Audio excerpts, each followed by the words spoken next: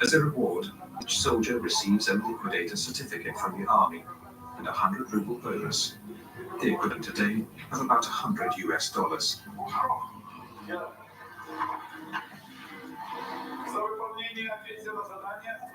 They've risked their lives, but they've only reduced the radiation level on the roof by 35%. That's not bad. When they sent all those people up onto the roof, no one knew exactly the actual level of radiation. Now we know it was between 10,000 and 12,000 irradiance per hour. At that level of radioactivity, people... I wonder. Are you going to do it? 7 months. No, I'm not hooking my computer up to the... I could, but I'm not going to.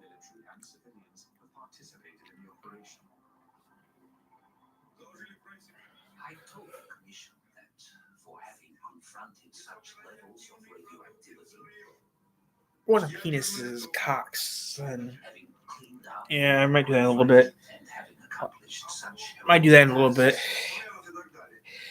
Let's give this live stream for a little bit. Then I'm going to. something symbolic. Since it's only 7 o'clock, I can do that. I might do that. Putting the flag up was like putting the flag on the Reichstag.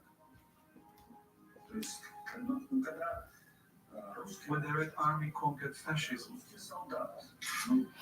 for them, the flag was a symbol of their triumph over radioactivity.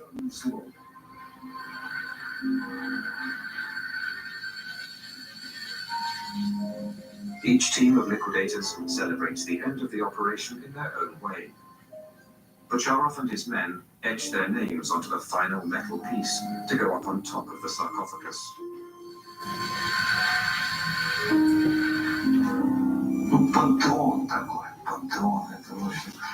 Our sarcophagus is a pantheon, a tomb, a mausoleum.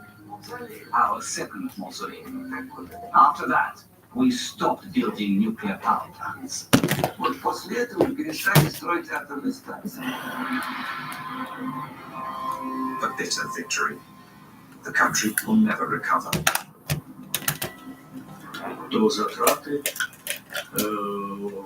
It cost us 18 billion rubles. At that time, a ruble was worth $1. Колоссальный удар. 18 billion. That's huge. За этим еще And if you consider shortly after the price of oil collapsed, и мы не получили. you can imagine the trouble our country and perestroika were up against. Оказались наши планы, наш проект перестройки.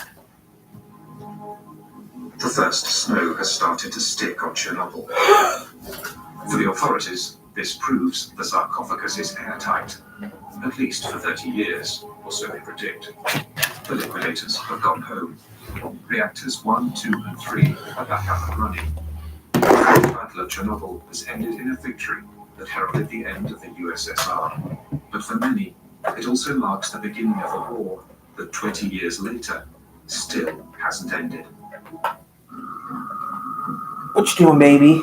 20 years later, Pripyat is still a ghost town. What you doing? Accompanied by Igor Kostin, Yulia wanted to see the apartment where she lived with her family up until the fateful day of their evacuation. Oh, come here, baby They were boy. told not a single inhabitant was ever able to come back to live in the deserted buildings. Mwah.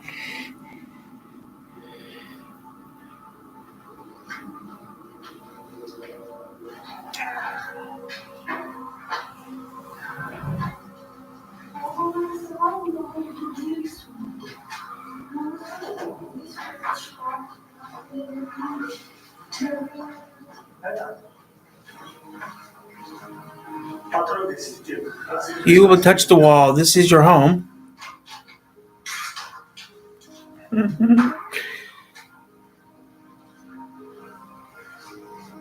For Igor Kostin as well, the visit stirs up painful memories.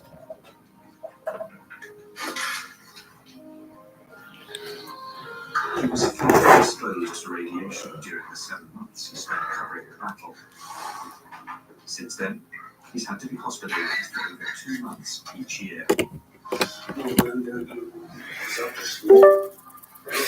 You need to find a new strain for tomorrow. This trap will it'll get to you. This trip will get to you.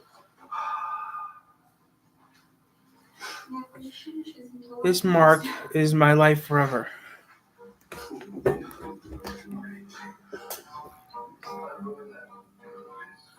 Okay. For the hundreds of thousands of atomic refugees, as for the hundreds of thousands of veterans from the Battle of Chernobyl, the fight against their invisible enemy hasn't let up.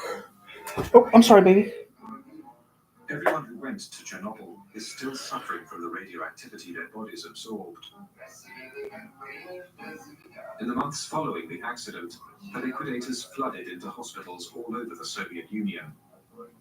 20 years later, those who are still alive continue to frequent hospital number 6. They're all victims of what specialists have since named the Chernobyl syndrome.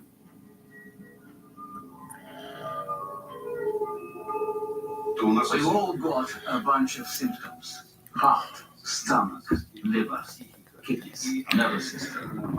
Our whole bodies were radically upset by the metabolic changes caused by radiation. Okay, I gotta do something real quick here. I gotta pull